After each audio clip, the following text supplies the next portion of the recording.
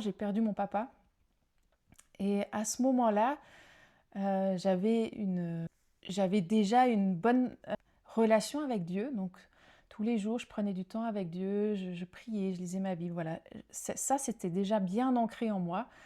Mais suite au décès et dans la tristesse, dans le deuil, j'avais envie de continuer cette intimité. J'en avais besoin d'ailleurs, mais j'avais comme du mal à prier. C'était compliqué de faire sortir des mots. En fait, il y avait cette tristesse qui était là, il y avait tout ce qui nous passe par la tête quand on perd un être cher et dans la douleur. Et c'était vraiment difficile pour moi, une lutte de pouvoir prier et de sortir juste des mots en fait. J'avais envie de prier, j'avais des choses à exprimer, j'avais des besoins, mais par la parole, c'était trop difficile dans cette période-là.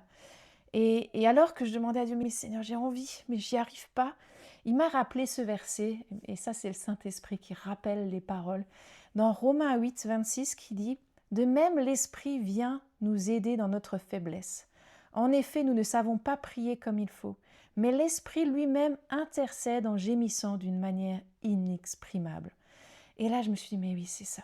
Je vais prier en langue en fait. Et j'ai repris cette pratique de prier en langue, mais vraiment à un autre niveau, parce que en fait, ça a remplacé presque toutes mes prières. Donc, je priais en langue. Dès que la tristesse venait, je priais en langue.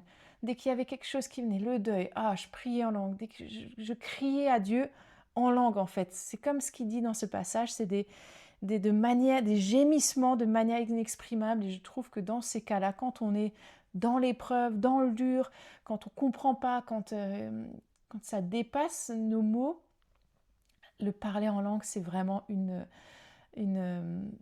c'est un cadeau. C'est vraiment un cadeau. Et donc, c'est ce que j'ai commencé à faire.